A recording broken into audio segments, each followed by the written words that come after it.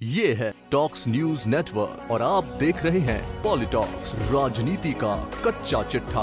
उत्तर प्रदेश सहित 5 राज्यों के विधानसभा चुनावों का घमासान अब अपने चरम पर है। सबसे बड़े राजनीतिक दल अपने अपने समय में किए गए विकास कार्यों, योजनाओं और उपलब्धियों को गिनाते हुए वोट मांगने में जुटी है। वहीं दूसरी ओर सियासी गलियारों में चर्चा है कि इन चुनावी राज्यों में भाजपा अपनी उपलब्धियों के नाम पर वोट क्यों नहीं मांग रही है। वित्त मंत्री निर्मला सीतारमण के आम बजट पेश करने के बाद प्रधानमंत्री नरेंद्र मोदी सहित भाजपा के नेताओं ने मीडिया के सामने जिन उपलब्धियों का जिक्र किया है, उन्हीं का जिक्र जनसभाओं में क्यों नहीं किया जा रहा। बेरोजगारी, महंगाई, निजीकरण जैसे मुद्दों पर भाजपा अपनी उपलब्धियां क्यों नहीं लोगों को बता रही है। चर्चा यह भी है कि देश के 5 राज्यों के चुनाव में क्यों भाजपा उत्तर प्रदेश के 2-2 कोड़ी के बाहुबलियों से हिंदुओं के आराध्य बजरंगबली का मुकाबला करा रही है। क्यों 30 साल के बाद भाजपा को याद आया है कि समाजवादी पार्टी की लाल टोपी कार सेवकों के खून से रंगी हुई है। सियासी चर्चा यह है कि कोई भी भाजपा का नेता रोजगार, महंगाई, जीएसटी, नोटबंदी और देश की संपत्ति बेचने को लेकर किए जा रहे बड़े बड़े दावों का इस्तेमाल किसी भी चुनावी सभा में नहीं कर रहा।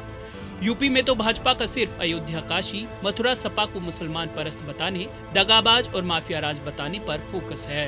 अगर प्रधानमंत्री मोदी भाजपा के नेताओं और बीजेपी आईटी सेल की माने तो उनकी 7 साल की उपलब्धियां बेमिसाल हैं। जो 70 साल में नहीं हुआ वह 7 साल में हुआ है। जैसे प्रधानमंत्री मोदी ने कहा कि कांग्रेस के नेतृत्व वाली यूपीए सरकार के पूंजीगत खर्च के मुकाबले 4 गुना ज्यादा पूंजीगत खर्च उनकी सरकार कर रही है। जब यूपीए के मुकाबले 4 गुना ज्यादा पूंजीगत खर्च है तो बेरोजगारी की दर 45 साल में सबसे ज्यादा क्यों है? इसका जवाब किसी के पास नहीं है। 4 गुना खर्च होने पर बुनियादी ढांचे का विकास भी 4 गुना होना चाहिए और रोजगार भी 4 गुना बढ़ा हुआ होना चाहिए। लेकिन यहाँ तो देश में 81 करोड़ लोग 5 किलो अनाज पर पल रहे हैं। खुद सरकारी रिकॉर्ड इस बात की गवाही देते हैं। इस बार सरकार ने पूंजीगत खर्च में बढ़ोतरी करने का हल्ला मचाया है तो यही कहा जा रहा है कि इससे रोजगार बढ़ेगा। जब 7 साल में यह खर्च 4 गुना बढ़ गया तो रोजगार कहाँ है? कायदे से तो चुनाव में मतदाताओं को बताना चाहिए कि रोजगार कितना बढ़ा दिया गया है। बजट के बाद भाजपा के दिग्गज नेताओं ने कहा कि यूपीए के समय महंगाई की दर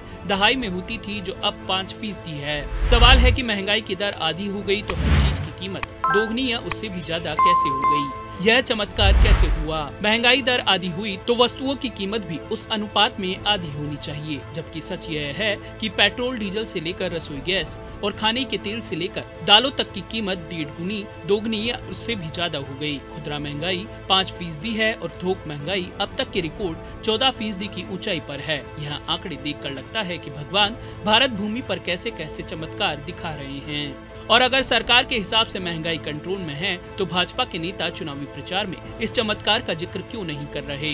वे प्रचार में कहीं नहीं कह रहे हैं कि हमने महंगाई को कम कर दिया है। कायदे से उन्हें शान से बताना चाहिए कि उन्होंने महंगाई घटा दी है। केंद्रीय वित्त मंत्री निर्मला सीतारमण ने बजट में और उसके बाद अपनी प्रेस कॉन्फ्रेंस में भी वस्तु व सेवा कर यानी जीएसटी की जमकर तारीफ की। 1,40,000 करोड़ रुपए से ज्यादा जीएसटी वसूली का आंकड़ा पेश करते हुए सीतारमण ने इसे सरकार की सबसे बड़ी उपलब्धियों में से एक की तरह पेश किया। लेकिन मजेदार बात यह है कि चुनाव में भाजपा इस मुद्दे पर भी वोट नहीं मांग रही।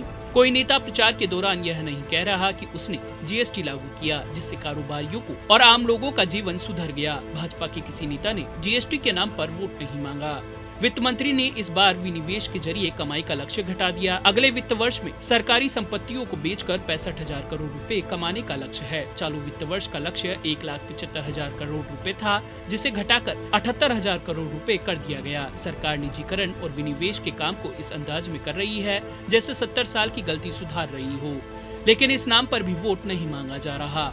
कितना अच्छा लगता कि भाजपा का कोई नेता या केंद्रीय मंत्री जनसभा में कहता कि लोग भाजपा को इसलिए वोट दें क्योंकि उसने एयर इंडिया को टाटा के हाथों में बेचा है, या भारतीय जीवन बीमा निगम में 5 से 10% हिस्सेदारी बेचने जा रही है, या 4 बैंकों का निजीकरण किया जाना है, या पेट्रोलियम के लिए ग्राहक खोजा जा रहा है, या इतनी ट्रेनें व रेलवे स्टेशन बेच दिए गए हैं और इतने अभी बेचे जाने हैं। जिस तरह से बेरोजगारी, महंगाई, नोटबंदी, जीएसटी पर वोट नहीं मांगा जा रहा है, उसी तरह निजीकरण के नाम पर भी वोट नहीं मांगा जा रहा।